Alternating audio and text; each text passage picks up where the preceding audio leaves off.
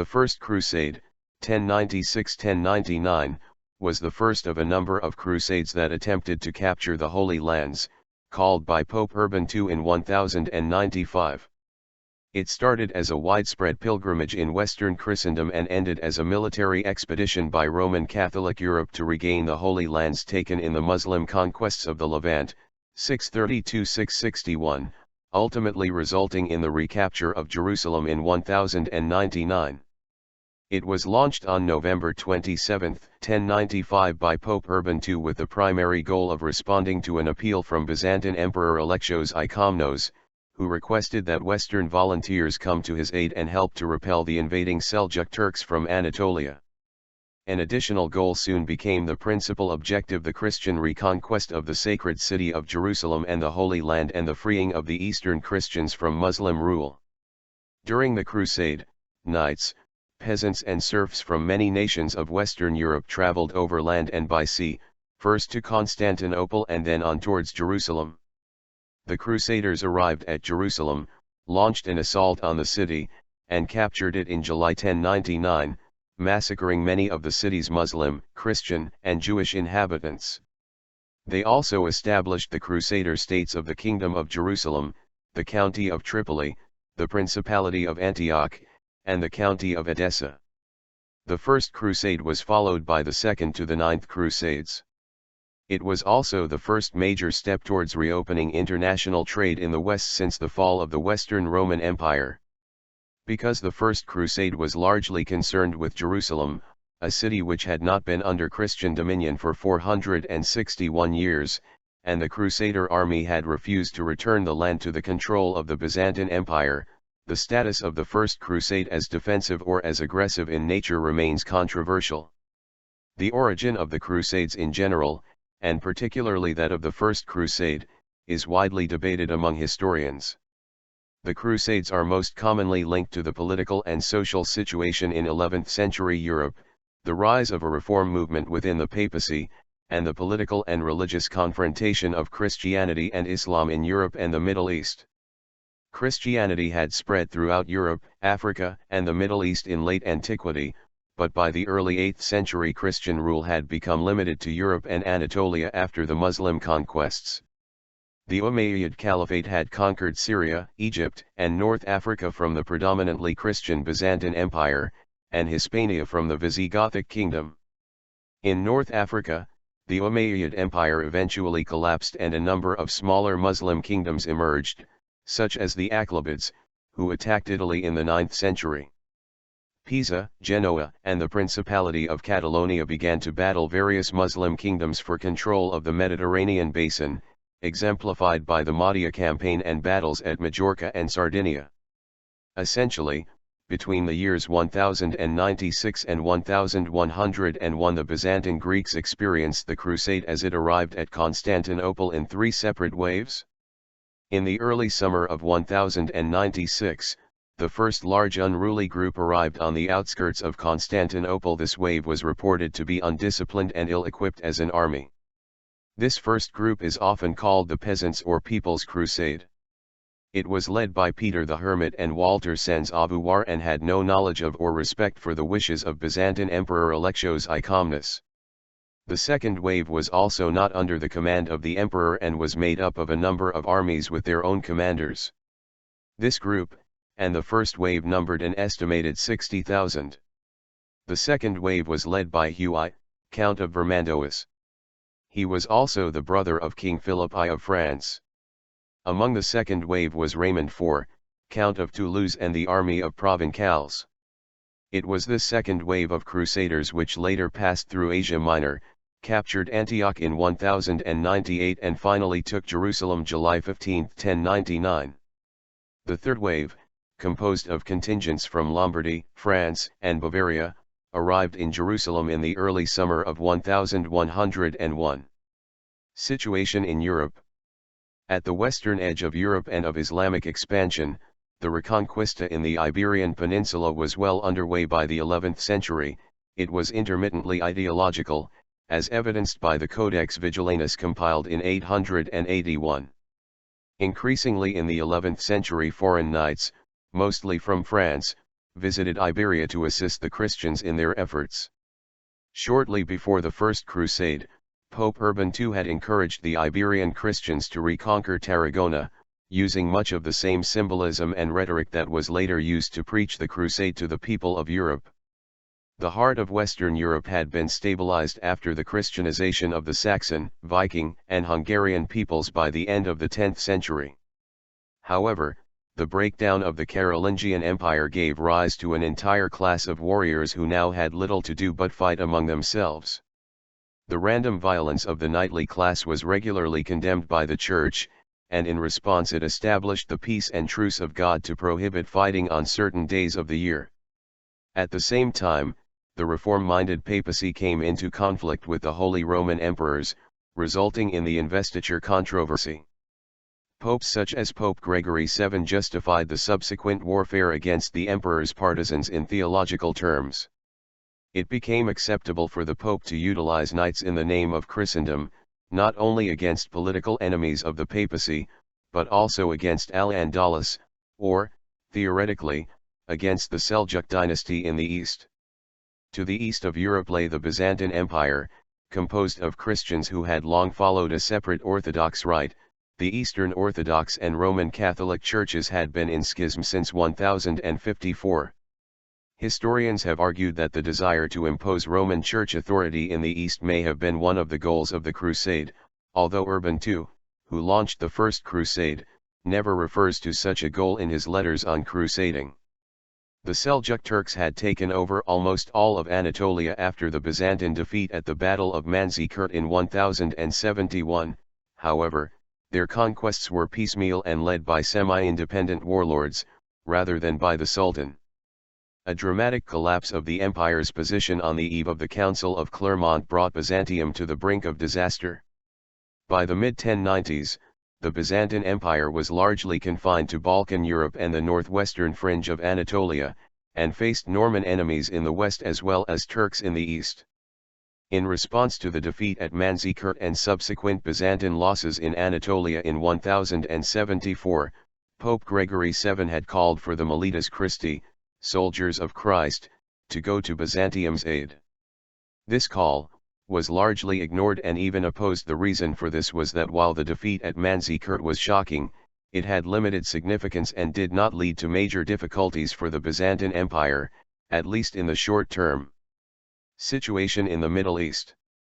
Until the Crusaders' arrival, the Byzantines had continually fought the Seljuks and other Turkish dynasties for control of Anatolia and Syria. The Seljuks, who were Orthodox Sunni Muslims, had formerly ruled the Great Seljuk Empire, but by the time of the First Crusade it had divided into several smaller states after the death of Malik Shah I in 1092. Malik Shah was succeeded in the Anatolian Sultanate of Rum by Kili Arslan I, and in Syria by his brother Tutush I, who died in 1095. Tutush's sons Fakhr al-Mulk Radwan and Tukak inherited Aleppo and Damascus respectively, further dividing Syria amongst emirs antagonistic towards each other, as well as Kurbagha, the Atabeg of Mosul. Egypt and much of Palestine were controlled by the Arab Shiite Fatimid Caliphate, which was significantly smaller since the arrival of the Seljuks. Warfare between the Fatimids and Seljuks caused great disruption for the local Christians and for Western pilgrims.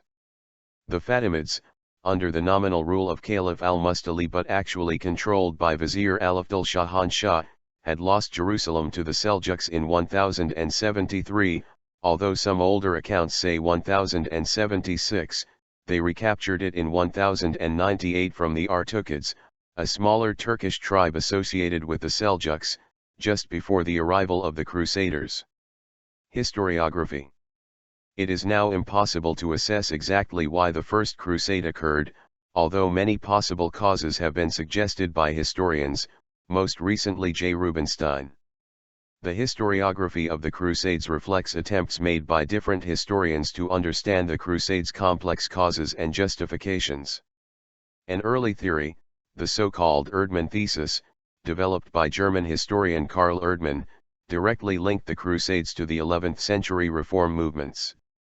This first theory claimed that the exportation of violence to the East, and the assistance to the struggling Byzantine Empire were the Crusaders' primary goals, and that the conquest of Jerusalem was more a secondary, popular goal. Generally, subsequent historians have either followed Erdmann, with further expansions upon his thesis, or rejected it. Some historians, such as Sparus Vryanes, have emphasized the influence of the rise of Islam generally, and the impact of the recent Seljuq onslaught specifically. Stephen Runciman argued that the crusade was motivated by a combination of theological justification for holy war and a general restlessness and taste for adventure, especially among the Normans and the younger sons of the French nobility who had no other opportunities. Runciman even implies that there was no immediate threat from the Islamic world, arguing that in the middle of the 11th century the lot of the Christians in Palestine had seldom been so pleasant. However, Runciman makes his argument only in reference to Palestine under the Fatimids c. 1029-1073, not under the Seljuks. Moreover, the source of his generally positive view of Palestinian Christians' lot in the later 11th century is unclear, as there were very few contemporary Christian sources from Palestine writing in this period, and surviving Christian sources deriving directly from Seljuk Palestine are virtually non-existent. In opposition to Runciman's argument, and on the basis of contemporary Jewish Cairo Geniza documents, as well as later Muslim accounts, Moshe Gil argues that the Seljuk conquest and occupation of Palestine, c. 1073-1098, was a period of slaughter and vandalism, of economic hardship, and the uprooting of populations. Indeed, drawing upon earlier writers such as Ignatius of Melitene, Michael the Syrian had recorded that the Seljuks subjected Coel Syria and the Palestinian coast to cruel destruction and pillage. Thomas Asprige argues that the First Crusade was Pope Urban II's attempt to expand the power of the Church, and reunite the churches of Rome and Constantinople, which had been in schism since 1054. Asprige, however, provides little evidence from Urban's own writings to bolster this claim, and Urban's 4 extant letters on crusading do not seem to express such a motive. According to Asprige, the spread of Islam was unimportant because Islam and Christendom had coexisted for centuries in relative equanimity. Asprige, however, fails to note that the recent Turkish conquests of Anatolia and southern Syria had shattered the tense but relatively stable balance of power that a somewhat revived Byzantine Empire had gradually developed with earlier Islamic powers over the course of the 10th and early 11th century. Following the defeat at Manzikert in 1071, Muslims had taken half of the Byzantine Empire's territory, and such strategically and religiously important cities as Antioch and Nicaea had only fallen to Muslims in the decade before the Council of Piacenza. Moreover, the harrowing accounts of the Turkish invasion and conquest of Anatolia recorded by such Eastern Christian chroniclers as John Skylitzes, Michael Ataliates, Matthew of Edessa, Michael the Syrian and others, which are summarized by Vryanes, seem to contradict Asprige's broad picture of equanimous coexistence between the Christian and Muslim worlds in the second half of the 11th century. Thomas Matten represents a view almost diametrically opposed to that of Asprige. While the Crusade was certainly linked to church reform and attempts to assert papal authority, he argues that it was most importantly a pious struggle to liberate fellow Christians, who, Matten claims, had suffered mightily at the hands of the Turks. This argument distinguishes the relatively recent violence and warfare that followed the conquests of the Turks from the general advance of Islam, the significance of which is dismissed by Runciman and Asprige. Christopher Tyerman incorporates both arguments in his thesis, namely, that the Crusade developed out of church reform and theories of holy war as much as it was a response to conflicts with the Islamic world throughout Europe and the Middle East.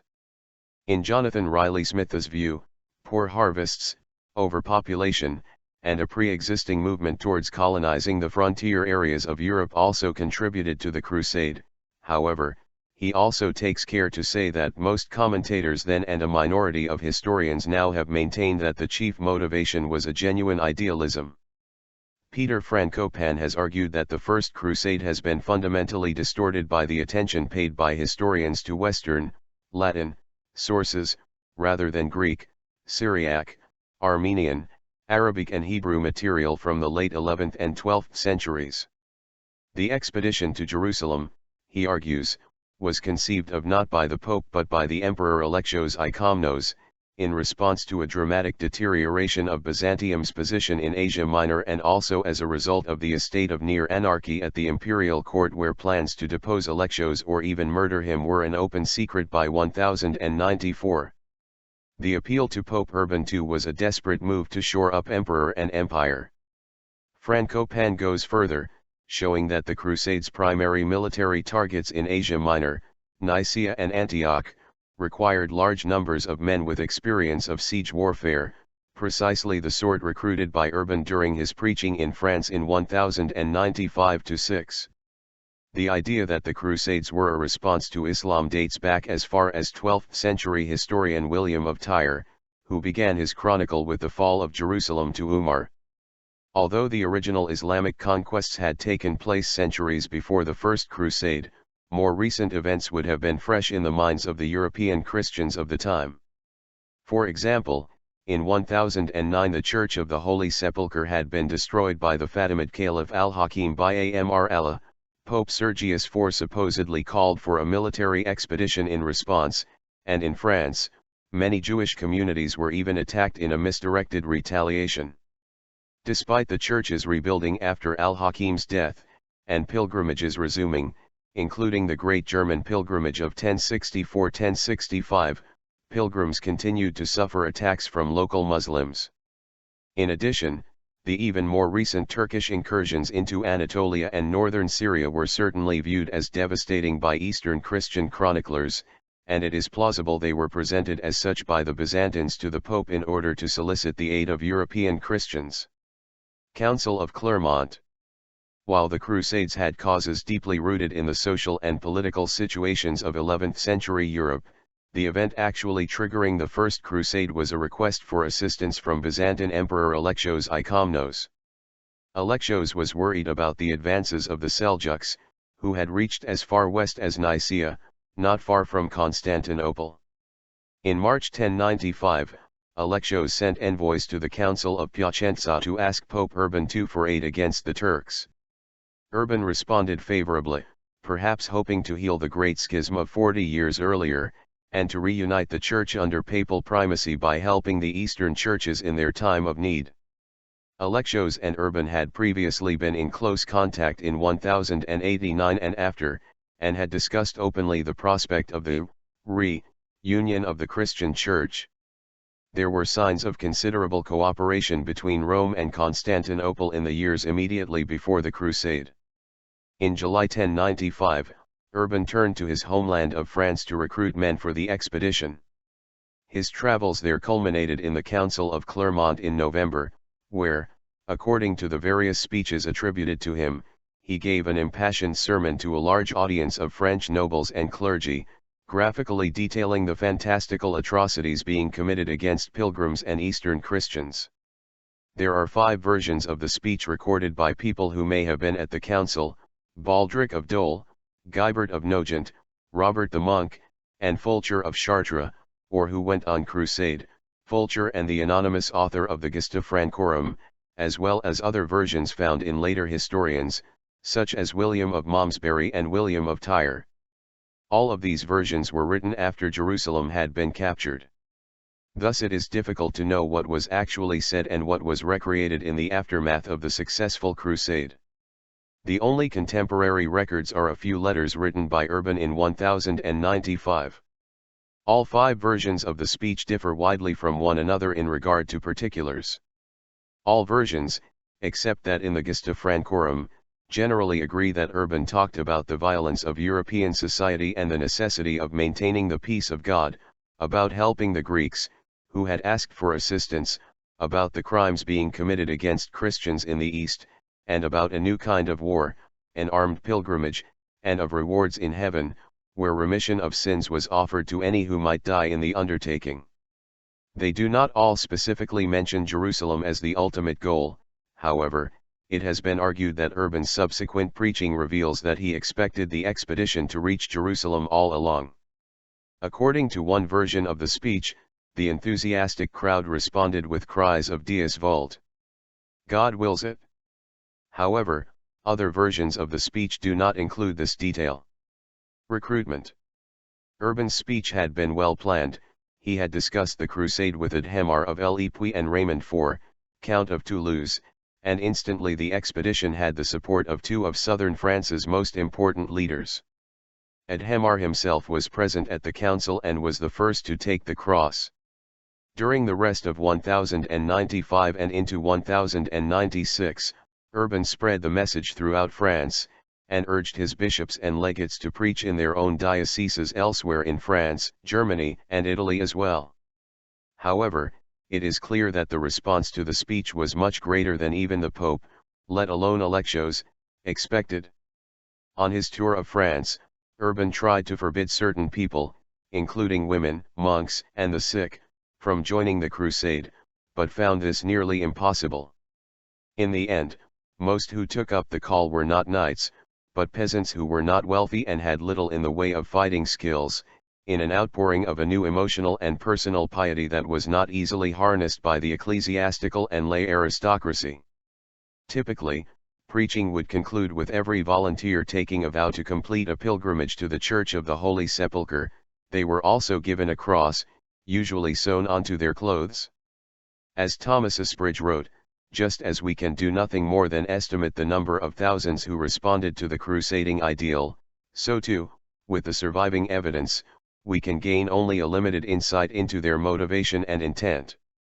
Previous generations of scholars argued that the Crusaders were motivated by greed, hoping to find a better life away from the famines and warfare occurring in France, but as Asbridge notes, this image is profoundly misleading.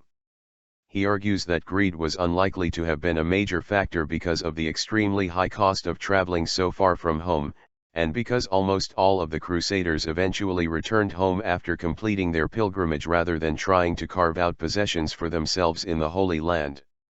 It is difficult or impossible to assess the motives of the thousands of poor for whom there is no historical record, or even those of important knights, whose stories were usually retold by monks or clerics. As the secular medieval world was so deeply ingrained with the spiritual world of the Church, it is quite likely that personal piety was a major factor for many crusaders. Despite this popular enthusiasm, however, Urban ensured that there would be an army of knights, drawn from the French aristocracy. Aside from Adhemar and Raymond, other leaders he recruited throughout 1096 included Bohemond of Taranto, a southern Italian ally of the Reformed popes, Bohemond's nephew Tancred, Godfrey of Bouillon, who had previously been an anti-reform ally of the Holy Roman Emperor, his brother Baldwin of Boulogne, Huy, Count of Vermandois, brother of the excommunicated Philip I of France, Robert Curthose, brother of William II of England, and his relative Stephen II, Count of Blois, and Robert II, Count of Flanders. The Crusaders represented northern and southern France, Flanders, Germany, and southern Italy, and so were divided into four separate armies that were not always cooperative, though they were held together by their common ultimate goal. The motives of the nobility are somewhat clearer than those of the peasants. Greed was apparently not a major factor. It is commonly assumed, for example by Runciman as mentioned above, that only younger members of a family went on crusade, looking for wealth and adventure elsewhere, as they had no prospects for advancement at home. Riley Smith has shown that this was not always the case. The crusade was led by some of the most powerful nobles of France, who left everything behind, and it was often the case that entire families went on crusade at their own great expense. For example, Robert of Normandy loaned the Duchy of Normandy to his brother William II of England, and Godfrey sold or mortgaged his property to the Church. According to Tancred's biographer, he was worried about the sinful nature of knightly warfare, and was excited to find a holy outlet for violence. Tancred and Bohemond, as well as Godfrey, Baldwin, and their older brother Eustace III, Count of Boulogne, are examples of families who crusade together. Riley Smith argues that the enthusiasm for the crusade was perhaps based on family relations, as most of the French crusaders were distant relatives. Nevertheless, in at least some cases, personal advancement played a role in crusaders' motives. For instance, Bohemond was motivated by the desire to carve himself out a territory in the east, and had previously campaigned against the Byzantines to try to achieve this. The crusade gave him a further opportunity, which he took after the siege of Antioch, taking possession of the city and establishing the Principality of Antioch. People's Crusade. The great French nobles and their trained armies of knights, however, were not the first to undertake the journey towards Jerusalem. Urban had planned the departure of the First Crusade for August 15, 1096, the Feast of the Assumption, but months before this, a number of unexpected armies of peasants and petty nobles set off for Jerusalem on their own, led by a charismatic priest called Peter the Hermit. Peter was the most successful of the preachers of Urban's message, and developed an almost hysterical enthusiasm among his followers, although he was probably not an official preacher sanctioned by Urban at Clermont. A century later he was already a legendary figure. William of Tyre believed that it was Peter who had planted the idea for the crusade in Urban's mind, which was taken as fact by historians until the 19th century. It is commonly believed that Peter led a massive group of untrained and illiterate peasants who did not even have any idea where Jerusalem was, but indeed there were many knights among the peasants, including Walter Sans Avoir, who was lieutenant to Peter and led a separate army. Lacking military discipline, in what likely seemed to the participants a strange land, Eastern Europe, Peter's fledgling army quickly found itself in trouble despite the fact they were still in Christian territory. The army led by Walter fought with the Hungarians over food at Belgrade, but otherwise arrived in Constantinople unharmed. Meanwhile, the army led by Peter, which marched separately from Walter's army, also fought with the Hungarians, and may have captured Belgrade. At Nish the Byzantine governor tried to supply them, but Peter had little control over his followers and Byzantine troops were needed to quell their attacks. Peter arrived at Constantinople in August, where his army joined with the one led by Walter, which had already arrived, as well as separate bands of crusaders from France, Germany, and Italy. Another army of Bohemians and Saxons did not make it past Hungary before splitting up. This unruly mob began to attack and pillage outside the city in search of supplies and food, prompting Alexios to hurriedly ferry the gathering across the Bosporus 1 week later. After crossing into Asia Minor, the Crusaders split up and began to pillage the countryside, wandering into Seljuq territory around Nicaea. The greater experience of the Turks was overwhelming. Most of this group of the Crusaders were massacred. Some Italian and German Crusaders were defeated and killed at Zaragordan at the end of August. Meanwhile, Walter and Peter's followers, who, although for the most part untrained in battle but led by about 50 knights, fought a battle against the Turks at Civito in October. The Turkish archers destroyed the Crusader army, and Walter was among the dead. Peter, who was absent in Constantinople at the time, later joined the main Crusader army, along with the few survivors of Civito. At a local level, the preaching of the First Crusade ignited violence against Jews, which some historians have deemed the first Holocaust. At the end of 1095 and beginning of 1096, months before the departure of the official crusade in August, there were attacks on Jewish communities in France and Germany. In May 1096, Amico of Flaunheim, sometimes incorrectly known as Amico of Leiningen, attacked the Jews at Speyer and Worms. Other unofficial crusaders from Swabia, led by Hartmann of Dillingen, along with French, English, Lotharingian, and Flemish volunteers, led by Drogo of Nesle and William the Carpenter, as well as many locals, joined Amico in the destruction of the Jewish community of Mainz at the end of May. In Mainz, one Jewish woman killed her children rather than see them killed. The chief rabbi, Kalonymus ben Meshullam, committed suicide in anticipation of being killed.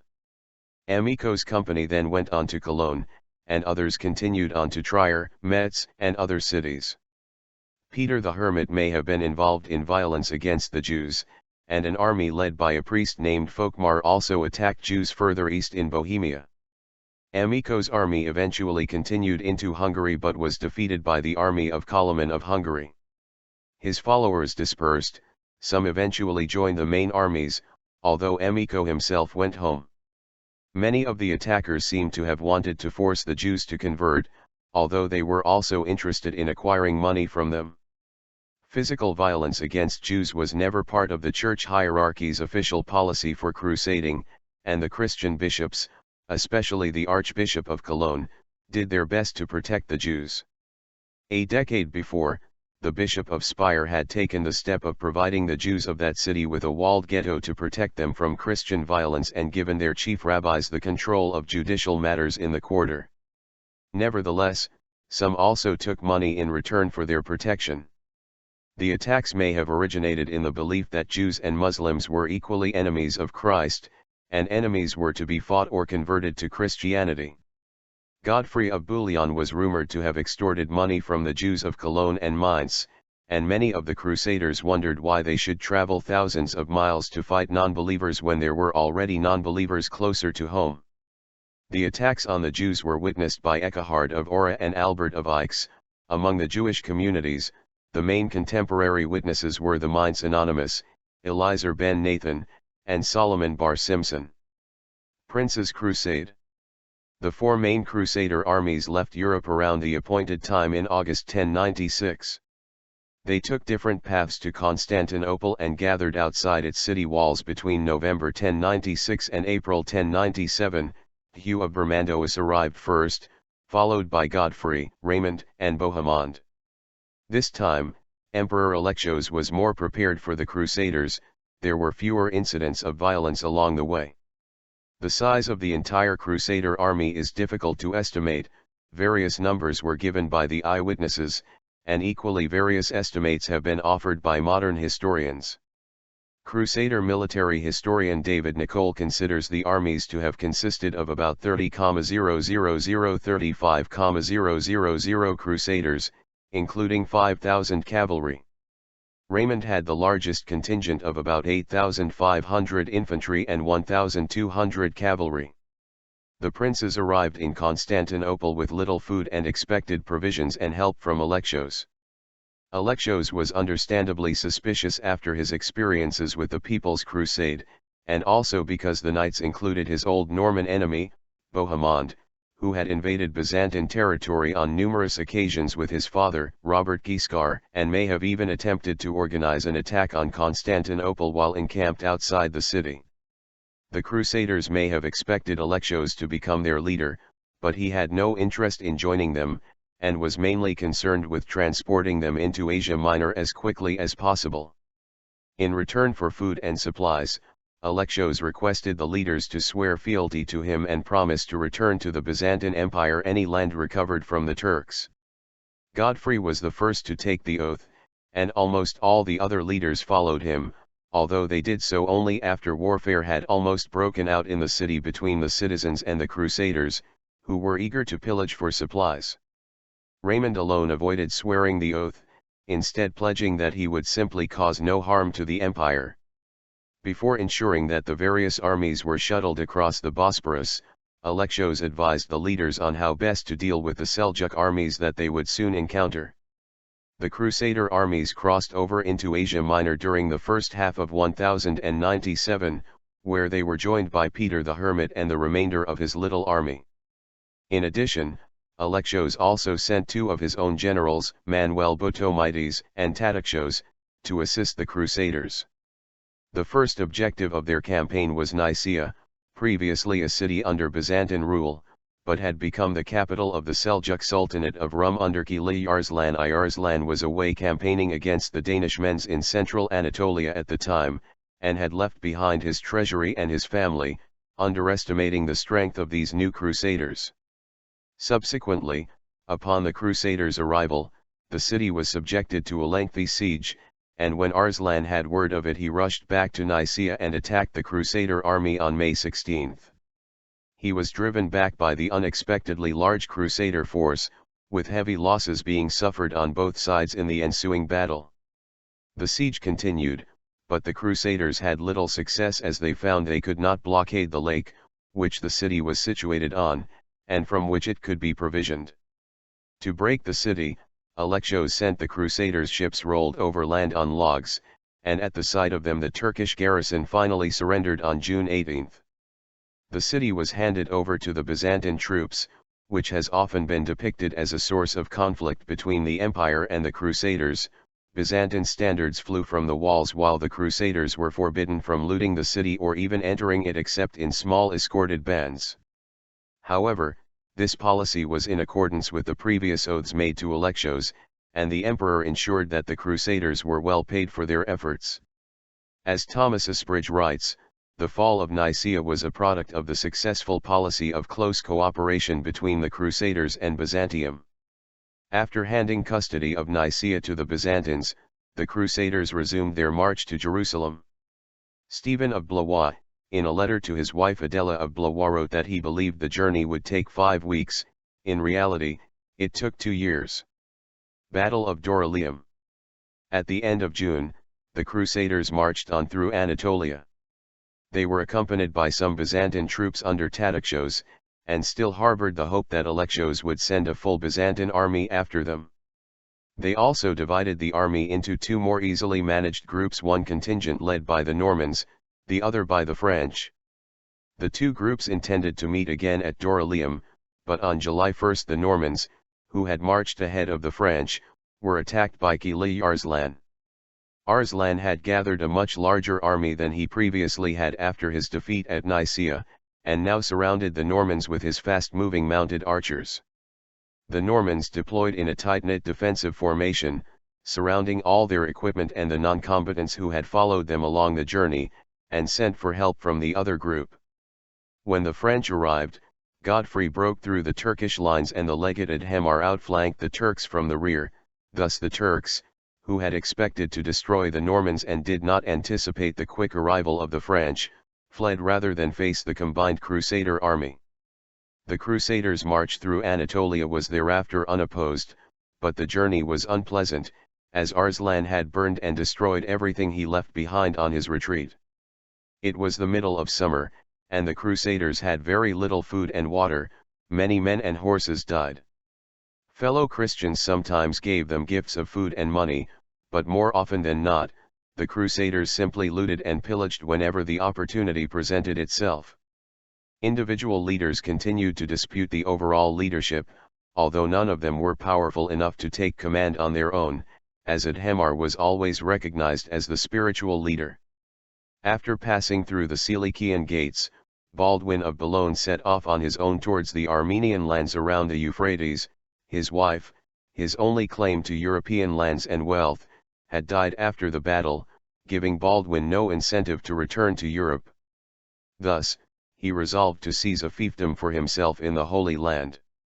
Early in 1098, he was adopted as heir by Thuras of Edessa, a ruler who was disliked by his Armenian subjects for his Greek Orthodox religion.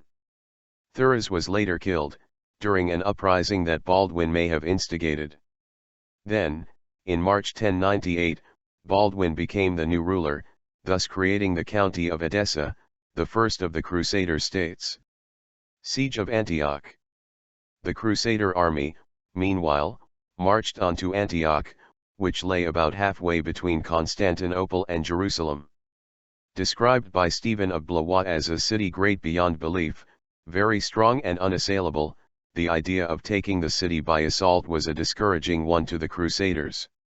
Hoping rather to force a capitulation, or find a traitor inside the city, a tactic that had previously seen Antioch change to the control of the Byzantines and then the Seljuq Turks, the Crusader army set Antioch to siege on October 20, 1097.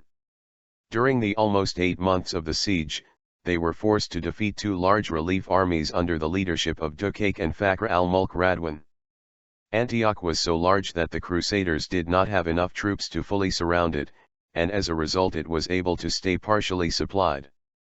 On March 4, 1098, relief arrived in the form of a Crusader fleet, the Saxon Crusade, bringing much-needed supplies from the west. In May 1098, Kurbagha of Mosul approached Antioch to relieve the siege. Bohemond bribed an Armenian guard named Firas to surrender his tower, and in June the Crusaders entered the city and killed most of the inhabitants. However, only a few days later the Muslims arrived, laying siege to the former besiegers. According to Raymond d'Aguillers, it was at this point that a monk named Peter Bartholomew claimed to have discovered the Holy Lands in the city, and although some were skeptical, this was seen as a sign that they would be victorious. On June 28, 1098, the Crusaders defeated Kurbagha in a pitched battle outside the city, a victory caused by Kurbagha's inability to organize the different factions in his army. While the Crusaders were marching towards the Muslims, the Fatimid section of the army deserted the Turkish contingent, as they feared Kurbagha would become too powerful were he able to defeat the Crusaders. According to Christian eyewitnesses, an army of Christian saints came to the aid of the Crusaders during the battle and crippled Kurbagha's army. Stephen of Blois, a crusade leader, was in Alexandretta when he learned of the situation in Antioch. It seemed like their situation was hopeless, so he left the Middle East, warning Alexios and his army on his way back to France. Because of what looked like a massive betrayal, the leaders at Antioch, most notably Bohemond, argued that Alexios had deserted the crusade and thus invalidated all of their oaths to him. While Bohemond asserted his claim to Antioch, not everyone agreed, most notably Raymond of Toulouse, so the crusade was delayed for the rest of the year while the nobles argued amongst themselves. When discussing this period, a common historiographical viewpoint advanced by some scholars is that the Franks of northern France, the Provençals of southern France, and the Normans of southern Italy considered themselves separate nations, creating turmoil as each tried to increase its individual status. Others argue that while this may have had something to do with the disputes, personal ambition among the Crusader leaders might just be as easily blamed. Meanwhile, a plague broke out, killing many among the army, including the legate Hamar, who died on August 1. There were now even fewer horses than before, and worse, the Muslim peasants in the area refused to supply the Crusaders with food. Thus, in December, after the Arab town of Ma'arat al-Numan was captured following a siege, history describes the first occurrence of cannibalism among the Crusaders. Radulf of Seen wrote, "In Ma'arat our troops boiled pagan adults in cooking pots, they impaled children on spits and devoured them grilled." At the same time, the minor knights and soldiers had become increasingly restless and threatened to continue to Jerusalem without their squabbling leaders. Finally, at the beginning of 1099, the march restarted, leaving Bohemond behind as the first prince of Antioch. Continued march to Jerusalem. Proceeding down the Mediterranean coast, the Crusaders encountered little resistance, as local rulers preferred to make peace with them and furnish them with supplies rather than fight, with a notable exception of the abandoned siege of Arca. On June 7, the Crusaders reached Jerusalem, which had been recaptured from the Seljuks by the Fatimids only the year before. Many Crusaders wept upon seeing the city they had journeyed so long to reach. Siege of Jerusalem. Crusaders' arrival at Jerusalem revealed an arid countryside, lacking in water or food supplies. Here there was no prospect of relief, even as they feared an imminent attack by the local Fatimid rulers. There was no hope of trying to blockade the city as they had at Antioch. The Crusaders had insufficient troops, supplies, and time. Rather, they resolved to take the city by assault. They might have been left with little choice, as by the time the Crusader army reached Jerusalem, it has been estimated that only about 12,000 men including 1,500 cavalry remained. These contingents, composed of men with differing origins and varying allegiances, were also approaching another low ebb in their camaraderie, e.g., while Godfrey and Tancred made camp to the north of the city, Raymond made his to the south. In addition, the Provençal contingent did not take part in the initial assault on June 13. This first assault was perhaps more speculative than determined, and after scaling the outer wall the Crusaders were repulsed from the inner one. After the failure of the initial assault, a meeting between the various leaders was organized in which it was agreed upon that a more concerted attack would be required in the future. On June 17, a party of Genoese mariners under Guglielmo Embriaco arrived at Jaffa, and provided the Crusaders with skilled engineers, and perhaps more critically, supplies of timber, cannibalized from the ships, to build siege engines. The Crusaders' morale was raised when a priest, Peter Desiderius, claimed to have had a divine vision of Bishop Adhemar, instructing them to fast and then march in a barefoot procession around the city walls, after which the city would fall, following the biblical story of Joshua at the siege of Jericho. After a 3 days fast, on July 8 the Crusaders performed the procession as they had been instructed by Desiderius, ending on the Mount of Olives where Peter the Hermit preached to them, and shortly afterward the various bickering factions arrived at a public rapprochement. News arrived shortly after that a Fatimid relief army had set off from Egypt, giving the Crusaders a very strong incentive to make another assault on the city. The final assault on Jerusalem began on July 13. Raymond's troops attacked the south gate while the other contingents attacked the northern wall. Initially the Provençals at the southern gate made little headway, but the contingents at the northern wall fared better, with a slow but steady attrition of the defense.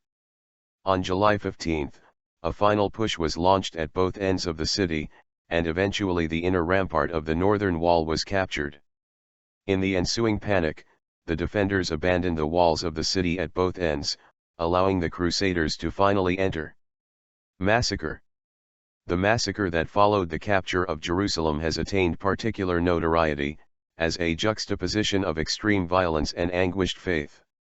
The eyewitness accounts from the Crusaders themselves leave little doubt that there was great slaughter in the aftermath of the siege. Nevertheless, some historians propose that the scale of the massacre has been exaggerated in later medieval sources. After the successful assault on the northern wall, the defenders fled to the Temple Mount, pursued by Tancred and his men. Arriving before the defenders could secure the area, Tancred's men assaulted the precinct, butchering many of the defenders, with the remainder taking refuge in the Alexios mosque. Tancred then called a halt to the slaughter, offering those in the mosque his protection.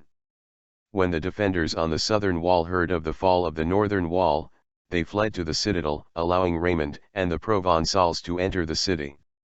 Iftikhar al-Dawla, the commander of the garrison, struck a deal with Raymond, surrendering the citadel in return for being granted safe passage to Ascalon. The slaughter continued for the rest of the day. Muslims were indiscriminately killed, and Jews who had taken refuge in their synagogue died when it was burnt down by the Crusaders. The following day, Tancred's prisoners in the mosque were slaughtered. Nevertheless, it is clear that some Muslims and Jews of the city survived the massacre, either escaping or being taken prisoner to be ransomed. The Eastern Christian population of the city had been expelled before the siege by the governor, and thus escaped the massacre. Establishment of the Kingdom of Jerusalem. On July 22, a council was held in the Church of the Holy Sepulchre to establish a king for the newly created Kingdom of Jerusalem. Raymond of Toulouse at first refused to become king, perhaps attempting to show his piety, but probably hoping that the other nobles would insist upon his election anyway. Godfrey, who had become the more popular of the two after Raymond's actions at the siege of Antioch, did no damage to his own piety by accepting a position as secular leader. Raymond was incensed at this development and took his army out into the countryside. The exact nature and meaning of Godfrey's title is somewhat controversial. Although it is widely claimed that he took the title Advocata Sancti Sepulchre, advocate or defender of the Holy Sepulchre, this title is only used in a letter that was not written by Godfrey. Instead, Godfrey himself seems to have used the more ambiguous term princeps, or simply retained his title of dux from Lower Lorraine. According to William of Tyre, writing in the later 12th century when Godfrey was already a legendary hero in Crusader Jerusalem, he refused to wear a crown of gold where Christ had worn a crown of thorns. Robert the Monk is the only contemporary chronicler of the crusade to report that Godfrey took the title king. Battle of Ascalon. The Crusaders had attempted to negotiate with the Fatimids during their march to Jerusalem, but to no avail. After the Crusaders captured Jerusalem from the Fatimids, they learned of a Fatimid army about to attack them. On August 10 Godfrey of Bouillon led the remaining troops from Jerusalem to Ascalon, a day's march away. The Fatimids were estimated to have as many as 50,000 troops, other sources estimate about 20,000–30,000, entering the battle. Their troops consisted of Seljuq Turks, Arabs, Persians, Kurds, and Ethiopians, led by Vizier Alafdal Shahan Shah. Opposing them were the Crusaders, whose numbers, estimated by Raymond of Aguilars, were around 1,200 knights and 9,000 infantry. On August 12, Crusader scouts discovered the location of the Fatimid camp, which the Crusaders immediately marched towards. According to most Crusader and Muslim accounts, the Fatimids were caught unaware.